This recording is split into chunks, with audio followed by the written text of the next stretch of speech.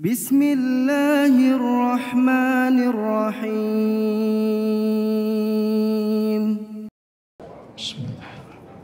Assalamualaikum warahmatullahi wabarakatuh. A'udzu billahi minasy syaithanir rajim.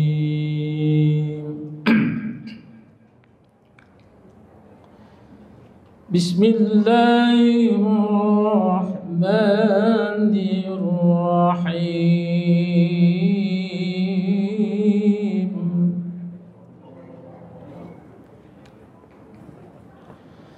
Ya ayyuhan nafsul mutmainnah irji'i ila rabbiki radiyatan mardiyah fadkhuli fi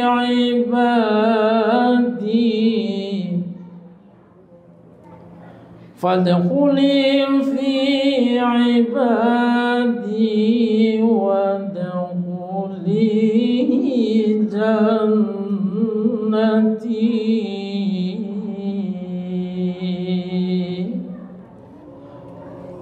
Shadaqallahul azim. Wahai jiwa yang tenang, kembalilah kepada Tuhanmu dengan ridho dan diridhoi. Lalu masuklah ke dalam golongan hamba-hambaku dan masuklah ke dalam surgaku. Maha benar Allah dengan segala firman-Nya. Kaum muslimin sidang jemaah salat tarawih yang dimuliakan oleh Allah Subhanahu wa taala, pada malam yang ke-23 puasa kita pada hari ini, kembali kita dalam suasana yang sangat menyenangkan ini. Allah telah memberikan satu karunia yang sangat luar biasa. Oleh sebab itu tiada yang layak kita lafazkan selain rasa syukur yang menggema di dalam dada kita atas nikmat yang telah diberikan oleh Allah pada kita. Bapak dan Ibu sekalian, dalam waktu yang sangat singkat ini saya dikasih waktu sama panitia 1,5 jam. Jadi saya mencoba mengangkat sebuah tema bagi yang mencatat adik-adik sekolah.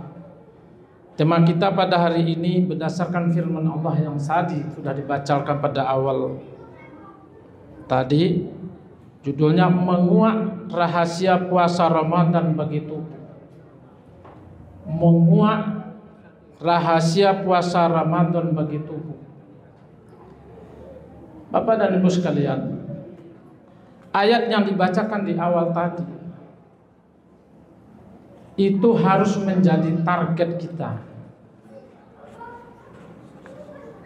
Paling tidak kita bercita-cita untuk menjadikan apa yang disampaikan dalam firman Allah yang dibacakan tadi itu target kita. Kita berharap Allah memasukkan kita ke dalam surganya dan memasukkan kita ke dalam golongan hamba-hambanya. Di samping itu Bapak dan Ibu sekalian, Rasulullah SAW telah bersabda, "Man shoma Ramadhana imanan wa ihtisaban, ghufira lahu ma taqaddama min dzambi." Itu hadis Bapak dan Ibu sekalian sangat luar biasa. Hadis itu juga memberikan harapan kepada kita bahwa salah satu tujuan kita pada malam hari ini adalah dalam rangka menggapai ampunan Allah Subhanahu wa ta'ala. Ada 2 bulan di dalam 1 tahun Allah menghadiahkan kepada kita 2 bulan, yaitu bulan Ramadan dan bulan Zulhijjah. Tadi hadis yang sudah kita bacakan tadi, bahwa Allah memberikan pengampunan kepada kita kalau kita benar-benar melaksanakan ibadah puasa penuh dengan iman dan takwa dan berharap ampunan dari Allah. Maka Allah akan mengampuni semua dosa kita yang sudah berlalu. 1. Kemudian yang kedua, Bapak dan Ibu sekalian, bulan Zulhijjah, Allah juga mengampuni dosa kita yang sudah berlalu. Man hajja fala rafasa wala fusuqa wala jidala fil hajj. Man hajja falam yarfus walam yafsuq raja'a min dzunubihi kayaumin waladatu ummuhu. Barang siapa yang melaksanakan haji, menghindari, menjauhkan dari perbuatan fasik, maka dia akan kembali ke tanah air seperti bayi yang baru dilahirkan. Jadi Zulhijjah dan Ramadan itu adalah 2 bulan dalam 1 tahun. Allah berikan satu bonus kepada kita. Maka oleh sebab itu, jangan pernah melengahkan bulan Ramadan yang hari ini berada bersama kita. Bapak dan Ibu sekalian, mungkin hari ini bapak-bapak dan ibu-ibu mungkin masih bisa melihat saudara kita, adik kita, handai tolan bersama kita, tapi tahun depan belum tentu ada bersama kita. Maka oleh sebab itu Bapak dan Ibu sekalian, senantiasalah memperbanyak amal di bulan Ramadan. Bapak dan Ibu sekalian, 14 abad tahun yang lalu, Khalifah Ali bin Abi Thalib pernah menyampaikan terkait dengan rahasia puasa Ramadan terhadap tubuh. Ada 2 aspek yang disampaikan oleh Khalifah Ali bin Abi Thalib. Aspek yang pertama, bahwa ibadah puasa yang kita laksanakan itu bukan hanya sekedar menahan haus dan lapar, tapi menahan semua, termasuk menjaga mulut kita, menjaga semua organ tubuh kita untuk tidak keluar dari apa yang telah ditentukan berdasarkan Al-Quran dan Sunnah. Terutama sekali masalah mulut. Bapak dan Ibu sekalian, berdasarkan hadis yang diriwayatkan oleh muttafaqun alaih, an Anas radhiyallahu anhu qala Rasulullah sallallahu alaihi wasallam, khamsatun akhi asya'u tuhbitu as-saum al-kaziban wal ghibah wa namimah wa yamin wal gumus wan nazru bisyahwat. Ada 5 perbuatan yang menghapuskan pahala puasa kita, dan 80% itu diakibatkan oleh mulut. Maka oleh sebab itu Bapak dan Ibu sekalian, apa yang disampaikan oleh Khalifah Ali bin Abi Thalib, maka aspek batiniah yang diuraikan di dalam hadis yang kami bacakan tadi, dan ini menjadi penentu kalau kita tidak bisa menjaga mulut kita. Tadi disampaikan bahwa ada 5 perbuatan yang menghapus pahala puasa. Yang pertama adalah al-kazibah, berdusta. Yang kedua, ghibah, menggunjing.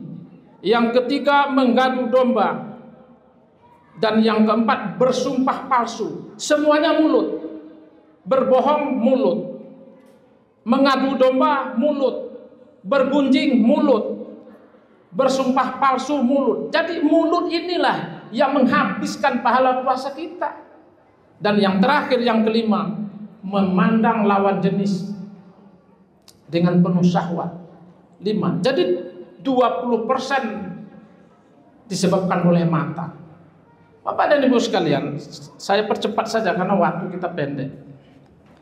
Aspek yang pertama itu aspek batiniah yang disampaikan oleh Khalifah Ali bin Abi Thalib. Yang kedua, dari aspek ruhaniah, puasa itu, rahasia puasa terhadap tubuh, yang pertama adalah puasa dapat mencegah peradangan dan infeksi bakteri tuberkulosis dan infeksi bakteri Streptococcus. Bapak dan Ibu sekalian tahu nggak? Bakteri tuberkulosis itu adalah bakteri yang bisa memunculkan peradangan di paru-paru kita, dan itu menjadi bibit TBC. Sedangkan infeksi bakteri Streptococcus itu adalah bakteri yang berada di mulut dan berada di pencernaan kita. Dan bakteri itu bisa membuat peradangan di usus, bisa membuat peradangan di jantung, bisa membuat peradangan di ginjal. Dan virus itu yang merusak ginjal kita. 2. Dan yang ketiga, pertama dan kedua, puasa. Khalifah Ali bin Abi Thalib juga menyampaikan bahwa puasa itu dapat meningkatkan imunitas dan metabolisme tubuh kita. 2. Dan yang ketiga, dapat memperbaiki sel-sel yang rusak dalam tubuh. Dan yang keempat, dapat mencegah terjadinya penuaan dini.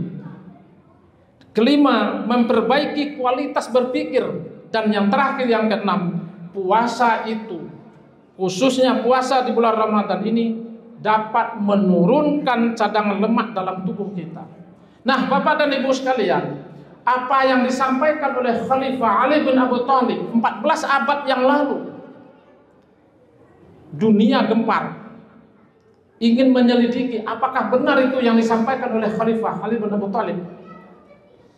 Ada seorang ilmuwan dari Jepang yang bernama Profesor Yoshiniro Osumi. Dia melakukan penelitian tahun 1980 sampai 2016. Artinya 36 tahun dia melakukan penelitian. Tahun 2016 dia dapat Nobel terkait dengan bidang ilmu kedokteran. Teori beliau dinamakan teori autofagi. Autofagi itu adalah proses pendauran ulang terhadap sel-sel yang sudah mati. Kita coba, Bapak dan Ibu sekalian. Pertama, Profesor Yoshinari Osumi ini beliau melakukan pengamatan. Pertama kali beliau mengambil cacing. Mungkin Bapak dan Ibu tahu cacing. Beliau mengambil dua kelompok cacing, dan beliau tempatkan di dalam dua bejana. Ini pengamatan beliau. Bejana pertama dan bejana kedua, ada dua bejana cacing itu. Bejana yang pertama beliau amati dengan ketentuan beliau beri makan 3 kali sehari, pagi, siang, malam. Sedangkan cacing di dalam bejana yang satu beliau kasih makan pagi dan sore, dan beliau perlakukan seperti umat Islam berpuasa. Siang hari itu cacing dipuasakan, hanya diberi makan pagi dan malam. Ada satu hal yang mengagetkan Bapak dan Ibu sekalian dari hasil pengamatan beliau, bahwa cacing yang diberi waktu untuk berpuasa di siang hari umurnya jauh lebih panjang dibanding dengan cacing yang diberi makan 3 kali sehari. Pertama. Yang kedua, Bapak dan Ibu sekalian, Profesor Yoshinori Osumi ini juga melakukan pengamatan dan sekaligus penelitian terhadap sel-sel. Sebelum masuk penelitian beliau kepada umat Islam yang berpuasa, kenapa Ali bin Abi Thalib menyampaikan bahwa puasa yang dilaksanakan oleh umat Islam itu bisa menunda penuaan dini, menambah imunitas. Dan itu diteliti, dan kalau ilmuwan tidak mau menerima begitu saja, pasti dilakukan penelitian. Maka salah satu penelitian beliau pertama dilakukan adalah terhadap sel-sel yang berada di dalam ragi. Ragi ibu-ibu tahu? Ibu-ibu tahu nggak ragi? Nah, ragi itu, ya betul Pak. Oh, jadi ragi itu untuk membuat tape. Profesor Yosenari Osumi ini berpikir, kenapa tape itu bisa manis? Orang menyebut dengan proses fermentasi. Ternyata Bapak dan Ibu sekalian, sel-sel di dalam ragi itu, beliau teliti begitu dikasih air, yang tadinya sel-sel ragi itu tidak mempunyai energi, tidak mempunyai tenaga, bahkan setengah mati. Begitu dikasih air, sel-selnya hidup, dimasukkan ke dalam ketan, dimasukkan ke dalam tape, terjadi proses pendauran ulang. Sel-sel yang sudah mati tadi daur ulang, namanya proses autofagi, dari hasil penelitian Profesor Yoshinari Osumi tadi. Dan beliau teliti terus, ternyata apa yang terjadi? Sel-sel yang ada di dalam ragi itu, yang sudah mati itu ternyata berkembang, dan yang sudah mati terasa bangkit dan hidup kembali. Dan kemudian terjadilah proses fermentasi, sehingga tapai kita semakin hari semakin manis. 2. Dan yang ketiga, Bapak dan Ibu sekalian, sampailah beliau kepada puncak penelitian. Kenapa orang Islam berpuasa berpayah-payah? Kenapa orang Islam mau berpuasa, tidak makan di siang hari, mau bercapek-capek, letih? Dan itu beliau teliti. Ternyata Bapak dan Ibu sekalian, selama 36 tahun beliau melakukan penelitian. Orang Islam mulai makan sahur, katakanlah jam 4 mulai imsak. Kemudian jam 6 sore kita mulai berbuka, lebih kurang 16 jam. Itu menahan makan. Satu tetes air pun tidak boleh kita minum. Kenapa Bapak dan Ibu sekalian? Karena proses autofagi ternyata terjadi di dalam diri kita. Semua sel-sel yang sudah mati selama 11 bulan kita hidup, masuki bulan Ramadan tahun ini, itu sel-sel yang sudah mati yang ada di dalam diri kita, yang tersimpan di dalam diri kita, diproses dan didaur ulang. Itu hasil penelitian daripada Profesor Yoshinari Osumi dari Jepang. Itu dilakukan selama 36 tahun. Dan itu Bapak dan Ibu sekalian, nah begitu kita berbuka di sore hari, itu kalau kita lihat Bapak dan Ibu sekalian, begitu hari tengah hari menjelang zuhur, kita kan lemas. Itu sedang terjadinya, dasar-dasarnya terjadi proses autofagi dan proses pendauran ulang terhadap sel-sel kita yang sudah mati, yang siap menjadi racun. Dan dalam waktu 11 bulan dan bulan berikutnya, bulan ke-12, dan lamanya itu tersimpan di dalam diri kita selama 11 bulan. Kalau itu kita lakukan selama 1 bulan di bulan Ramadan ini, dia akan hidup kembali. Tapi jangan salah Bapak dan Ibu sekalian, begitu kita berbuka puasa, dia akan segar kembali. Sel-sel tadinya tidak mempunyai energi. Proses autofagi terjadi karena kita makan sahur. Energi makan sahur itulah yang digunakan untuk melakukan proses autofagi sampai di sore hari. Begitu kita makan lagi sore hari seteguk air saja, proses autofagi terhenti. Begitu kita makan di malam hari, proses autofagi terhenti. Maka oleh sebab itu Bapak dan Ibu sekalian, begitu jam 6 sore beduk berbunyi, segera melakukan buka puasa. Karena kalau kita lewatkan waktunya berbuka puasa, maka proses autofagi sel-sel tadinya yang sudah diberikan energi, dia akan mati. Tidak boleh kita tunda berbuka. Karena dengan asupan air, walaupun dengan kurma 3 biji, energinya semakin bertambah. Dan itu kita lakukan selama 1 bulan. Makanya tidak jarang Bapak dan Ibu sekalian, ketika di akhir Ramadan ada orang berbicara, saya selesai puasa, makannya enak, badannya makin berat. Benar nggak Bapak Ibu? Ada yang bicara begitu. Kenapa? Habis Ramadan itu selera kita enak makan, selera kita bergairah untuk makan. Kenapa? Karena sel-selnya yang tadi sudah mati selama 1 bulan, seperti mobil turun mesin. Sel-selnya tadi sudah mati, hidup kembali, didaur ulang. Mereka segar kembali dan kembali hidup di dalam tubuh kita. Itulah proses puasa yang kita lakukan. Bapak dan Ibu sekalian, kembali kepada ayat yang dibacakan di awal tadi. Ya ayat Tuhan nafsul mutmainnah, irji'i ila rabbiki radiyatan mardiyah, fadkhuli fi ibadi wadkhuli jannati. Allah telah membersihkan diri kita dari kotoran-kotoran sel-sel yang sudah mati. Kemudian pada akhir Ramadan itu juga kita setiap hari beribadah, setiap hari berdoa, menjalankan ibadah puasa dengan khusyuk, menjaga mulut kita dari hal-hal yang merusak puasa kita, menghindari bergunjing, menghindari berbohong sebagaimana hadis yang kami bacakan tadi. Dan secara batinnya otomatis batin kita dibersihkan oleh Allah Subhanahu wa taala. Ada dua aspek yang dibersihkan melalui ibadah puasa. Secara fisik kita sudah ditempa dengan proses autofagi yang berjalan secara rutin setiap hari.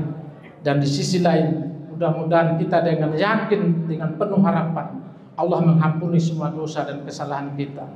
Di akhir Ramadan kita kembali fitrah.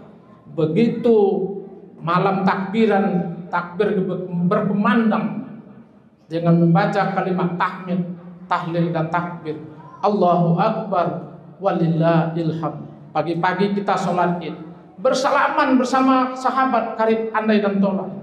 Mohon maaf lahir dan batin, minal aidina wal faizin. Kita kembali fitrah, kembali suci setelah melaksanakan ibadah puasa selama 1 bulan.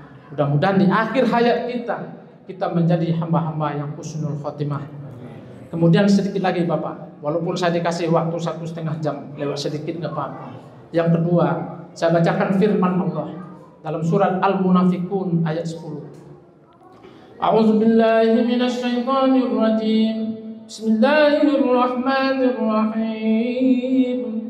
Wa anfiqu mimma razaqnakum min qabli an ya'tiya ahadakumul maut fayaqula rabbi laula akhartani ila ajalin qarib fa asaddaqa wa akun minas shalihin. Jangan lupa Bapak, yang kedua, bulan Ramadan adalah bulan panen amal pahala kita. Sedekah berapapun dilipat gandakan pahalanya oleh Allah Subhanahu wa taala. Di dalam Al-Qur'an surah Al-Munafiqun ayat 10 yang kami bacakan tadi, di situ dijelaskan oleh Allah, keluarkanlah sebagian dari harta yang telah dianugerahkan oleh Allah kepadamu sebelum datang malaikat maut kepadamu. Sebab kalau sudah datang malaikat maut, kamu berkata, fayaqula rabbi laula akhartani, ya Allah, berikan waktu sedikit saja kepadaku. Untuk apa? Fa asaddaqa wa akum minas sholihin, hanya untuk berinfak. No, tidak ada lagi Bapak dan Ibu sekalian. Tidak ada lagi waktu berinfak bagi kita. Kenapa orang sakratul maut meminta waktu sedikit untuk berinfak? Kenapa meminta waktu untuk bersedekah? Kenapa tidak meminta waktu untuk sholat? Kenapa tidak meminta waktu untuk naik haji? Tidak. Tetapi orang yang menghadapi sakratul maut meminta waktu untuk bersedekah. Kenapa Bapak dan Ibu sekalian? Karena amal pahala sedekah, infak yang kita salurkan itu akan menjadi saksi dikala kita menghembuskan nafas terakhir, dikala kita menghadapi huru-hara kematian. Saat itu malaikat maut mencabut nyawa kita, dan pertama amal yang membela kita adalah amal sedekah. Bapak dan Ibu sekalian, di dalam tafsir Ibnu Katsir dijelaskan bahwa orang yang akan meninggal, orang yang menghadapi sakratul maut, di masa hidupnya dia pelit, medit, takut berinfak, hartanya habis, maka orang seperti inilah yang akan menyesal pada akhir hayatnya nanti. Mudah-mudahan kita semua yang berada di dalam masjid ini, hamba-hamba yang senantiasa mengeluarkan infaknya, mengeluarkan sedekahnya, Semoga kita di akhir hayat kita menjadi hamba-hamba yang husnul khatimah. Demikian Bapak dan Ibu sekalian, tausiah singkat saya pada malam hari ini, mudah-mudahan ada manfaatnya. Billahi taufiq wal hidayah. Assalamualaikum warahmatullahi wabarakatuh. فبأي آلاء ربكما تكذبان